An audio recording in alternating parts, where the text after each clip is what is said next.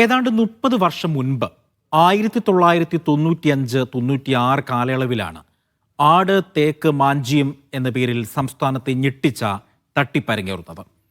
കാലം ഇത്ര കഴിഞ്ഞിട്ടും തട്ടിപ്പുകളുടെയും തട്ടിപ്പിൽ വീഴുന്നവരുടെയും എണ്ണത്തിൽ ഒരു കുറവുമില്ല.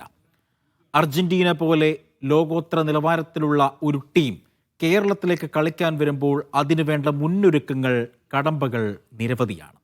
എന്നാൽ യാതൊരു അനുമതിയും ലഭിക്കാതെയാണ് മെസ്സിയും സംഘവും ഇവിടെ പന്ത് തട്ടുന്നതെന്ന് സ്പോൺസർ ആന്റോ അഗസ്റ്റിൻ പറഞ്ഞു വിശ്വസിപ്പിക്കാൻ ശ്രമിക്കുകയായിരുന്നു.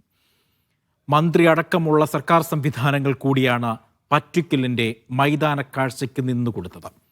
ഇപ്പോഴിതാ അർജന്റീന ടീമിൻ്റെ സന്ദർശനത്തിൻ്റെ പേരിൽ കലൂർ സ്റ്റേഡിയം സ്പോൺസർമാർക്ക് കൈമാറിയതിൽ കള്ളക്കളി തുടരുകയാണ്. GCUDയുടെ ഉടമസ്ഥതയിലുള്ള സ്റ്റേഡിയം കൈമാറിയത് കരാറില്ലാതെയും കായിക മന്ത്രിയുടെയും കത്തായിരുന്നു ഇടപാടിന് വഴിയൊരുക്കിയത്.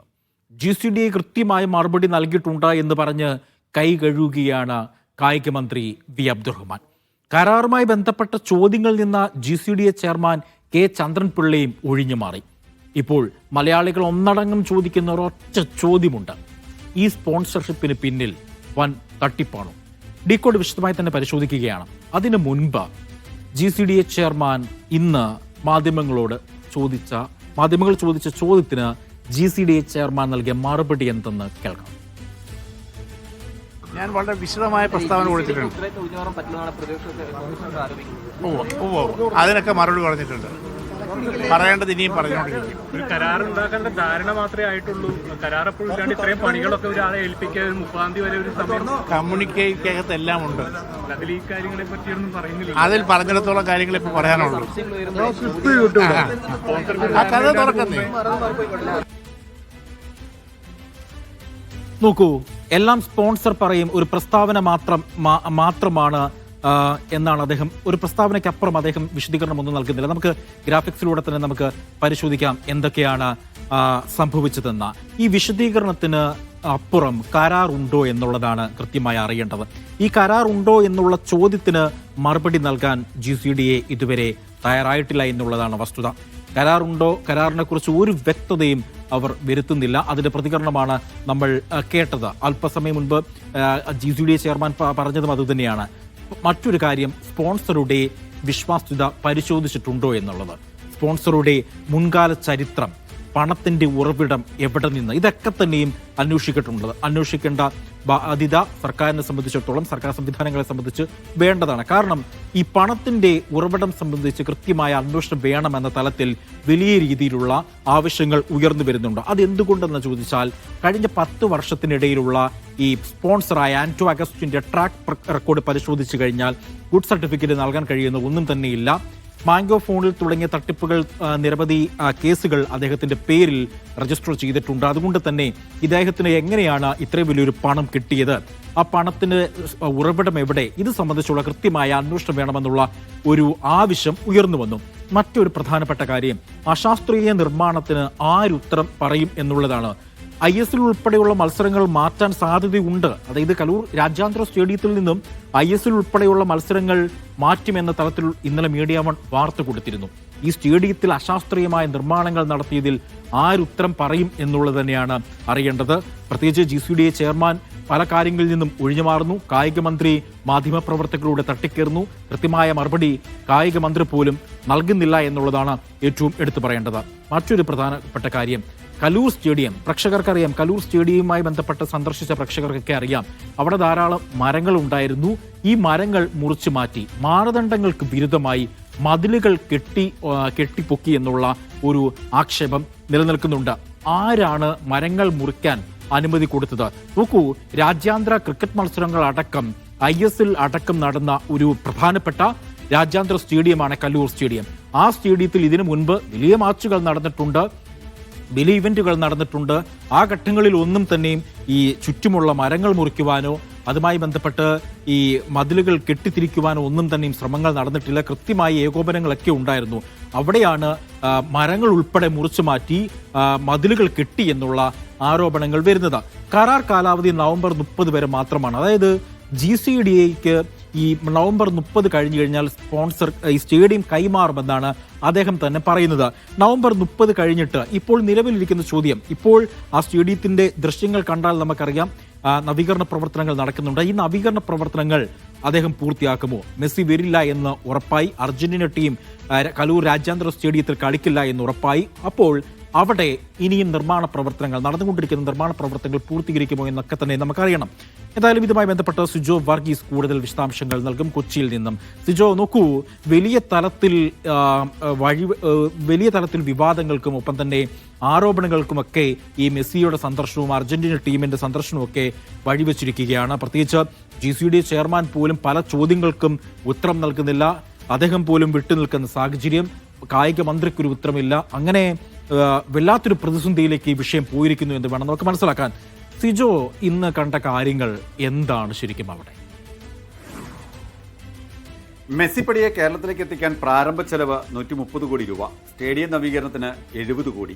നവംബർ മാസത്തിൽ കൊച്ചിയിൽ മെസ്സിയും കൂട്ടരും എത്തും, കളി നടക്കും എന്നൊക്കെയായിരുന്നു സ്പോൺസറുടെ അവകാശവാദം.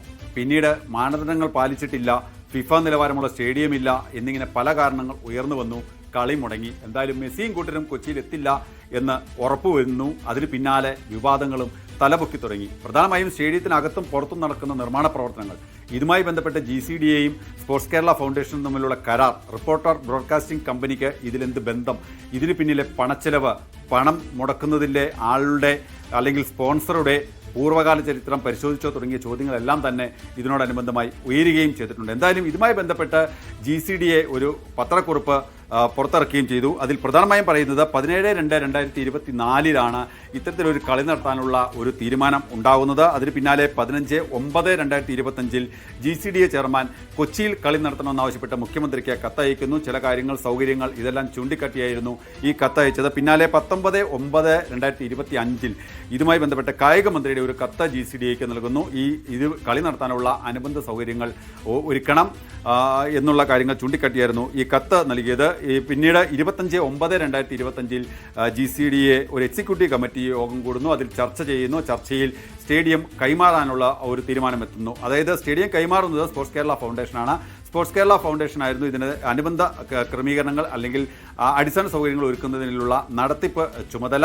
ഇതിന് സ്പോർട്സ് കേരള ഫൗണ്ടേഷനിൽ നിന്നാണ് പിന്നീട് ഈ സ്റ്റേഡിയം നവീകരിക്കുന്ന ജോലികളിലെ ഉത്തരവാദിത്തം റിപ്പോർട്ടർ ബ്രോഡ്കാസ്റ്റിംഗ് കമ്പനി ഏറ്റെടുക്കുകയും ചെയ്യുന്നത്. അവർ മറ്റൊരു കൺസ്ട്രക്ഷൻ കമ്പനിക്ക് ഇത് കൈമാറുകയും ചെയ്യുന്നു. അവരാണ് സ്റ്റേഡിയത്തിനകത്തും പുറത്തുമുള്ള നിർമ്മാണ പ്രവർത്തനങ്ങൾ നടത്തിക്കൊണ്ടിരിക്കുന്നത്. ഇതിന് പിന്നാലെയാണ് ചില ചോദ്യങ്ങൾ ഉന്നയിക്കുന്നത്. പ്രധാനമായും ഈ ചോദ്യങ്ങൾ ഉന്നയിച്ചത് കോൺഗ്രസ് തന്നെയാണ്. അതായത് ഈ സ്റ്റേഡിയം നവീകരണവുമായി ബന്ധപ്പെട്ട് ഈ കരാർ നൽകിയെങ്കിൽ ഈ കരാർ പുറത്തുവിടണം, ഈ കരാറിലെ വസ്തുതകൾ പുറത്ത് കൊണ്ടുവരണം എന്ന ആവശ്യം കോൺഗ്രസ് ഉന്നയിച്ചു. ഒപ്പം തന്നെ ഇവിടെ നിന്ന് ഹൈബിയുടെ MP, ഉമ തോമസ് MLA ഉൾപ്പെടെയുള്ള ആളുകളും ഇത്തരം സമാനമായ ആവശ്യങ്ങൾ ഉന്നയിക്കുകയും ചെയ്തിട്ടുണ്ട്. എന്താണ് ഈ കരാർ?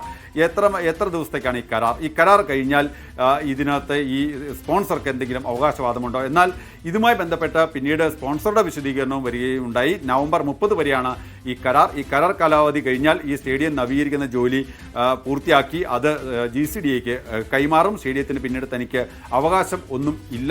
എന്തായാലും ഈ സ്റ്റേഡിയം നല്ലൊരു സ്റ്റേഡിയം, മെസ്സി വന്നാലും വന്നില്ലെങ്കിലും മികച്ച നിലവാരത്തിലുള്ള ഒരു സ്റ്റേഡിയം കേരളത്തിന് സമ്മാനിക്കുക എന്നതാണ് തൻ്റെ ഉദ്ദേശശുദ്ധി. ഈ പണം നഷ്ടപ്പെട്ടാൽ അത് നഷ്ടപ്പെട്ടോട്ടെ, അത് സേവനമായി കണക്കാക്കുന്നു, അത് കായിക മേഖലയുടെ ഉന്നമനത്തിനായി മാത്രം കാണുന്നു എന്നുള്ള ഒരു വിശദീകരണവും സ്പോൺസർ നൽകുകയും ചെയ്യുന്നുണ്ട്. എന്തായാലും ഇതിന് പിന്നാലെയും വീണ്ടും വിവാദങ്ങൾ ഉയരുന്നുണ്ട്. അതായത് ഇതുമായി ബന്ധപ്പെട്ട വിശദീകരണങ്ങൾ GCDA നൽകുന്നുണ്ടെങ്കിലും ഈ കരാർ എവിടെ എന്നുള്ള ചോദ്യത്തിൽ നിന്ന് GCDA ചെയർമാൻ പൂർണ്ണമായും ഒഴിഞ്ഞു മാറുന്ന ഒരു നിലപാടാണ് കാണാൻ കഴിഞ്ഞത്. അതായത് GCDA ചെയർമാൻ പറയുന്നത് ഈ പറഞ്ഞതിൽ അപ്പുറത്തേക്കൊന്നും പറയാനില്ല എന്നുള്ളത് തന്നെയാണ്. അപ്പോഴും ചില ചോദ്യങ്ങൾ ബാക്കിയാണ്. അതായത് ഈ സ്റ്റേഡിയം നവീകരണത്തിന് ഇത്രമാത്രം തുക ചെലവഴിക്കേണ്ട ആവശ്യമുണ്ടോ? 70 കോടി അത് പോയാൽ പോകട്ടെ, അല്ലെങ്കിൽ അത് നഷ്ടമായി കാണുന്നില്ല എന്ന് സ്പോൺസർ പറയുന്നു. 70 കോടി രൂപ ഇതിന് വിനിയോഗിക്കേണ്ട ആവശ്യമുണ്ടോ? മറ്റൊന്ന്, കരാർ നൽകാതെ എങ്ങനെയാണ് സർക്കാർ തലത്തിലുള്ള ഒരു സ്ഥാപനം അല്ലെങ്കിൽ സർക്കാരിൻ്റെ ഒരു സ്ഥലത്ത് ഇത്തരത്തിൽ നിർമ്മാണ പ്രവർത്തനം നടക്കുക, അല്ലെങ്കിൽ മറ്റൊരാൾക്ക് നിർമ്മാണം നടത്താനുള്ള കരാർ നൽകുക? അതിന് മാനദണ്ഡങ്ങൾ പാലിച്ചിട്ടുണ്ടോ? ഇതുമായി ബന്ധപ്പെട്ടുള്ള ഇക്കാര്യങ്ങളിൽ കൂടുതൽ വ്യക്തത വരുത്തണമെന്നാണ് പ്രധാനമായും ഒരു ആവശ്യമായി ഉയരുകയും ചെയ്യുന്നത്. എന്തായാലും ഇപ്പോഴും ഒരു കാര്യം വ്യക്തമാണ്, ഈ നിർമ്മാണ പ്രവർത്തനങ്ങൾ പൂർത്തിയാക്കാൻ സാധിച്ചാൽ നിലവാരമുള്ള സ്റ്റേഡിയം ലഭിക്കും. പക്ഷേ ഇതിനുവേണ്ടി ചെലവഴിച്ച തുകയുടെ കാര്യത്തിൽ ഏതൊക്കെ മാനദണ്ഡങ്ങൾ ഇതിനകത്ത് പാലിച്ചിട്ടുണ്ട് എന്നുള്ള കാര്യത്തിൽ ഇതുമായി ബന്ധപ്പെട്ട കരാറിലെ കൂടുതൽ വിശദാംശങ്ങൾ, ഇത്തരം കാര്യങ്ങളിലെ അവ്യക്തത ഇപ്പോഴും അങ്ങനെ തന്നെ നിലനിൽക്കുകയാണ്. സുജോ വർഗീസ് സൂചിപ്പിച്ചതുപോലെ തന്നെ അവ്യക്തത തുടരുകയാണ്. സുജോ പറഞ്ഞൊരു പ്രധാനപ്പെട്ട കാര്യം പ്രേക്ഷകർ ശ്രദ്ധിച്ചു എന്നറിയില്ല. സ്പോൺസറായ ആന്റോ അഗസ്റ്റിൻ പറഞ്ഞിരിക്കുന്ന ഒരു വാചകമുണ്ട്, 70 കോടി പോയാൽ പോകട്ടെ എന്നുള്ള തലത്തിൽ. 70 കോടി പോയാൽ പോകട്ടെ എന്ന് പറയാൻ അത്രത്തോളം പണം ഈ ആന്റോ അഗസ്റ്റിന് എവിടെ നിന്ന് ലഭിച്ചു എന്നുള്ളതാണ് ഏറ്റവും പ്രധാനമായും അറിയേണ്ടത്. അതിന്റെ ഉറവിടം സംബന്ധിച്ചുള്ള സംശയം പലരും ചോദിക്കുന്നതിന് പിന്നിലുള്ളൊരു കാരണവും ഇത് തന്നെയാണ്.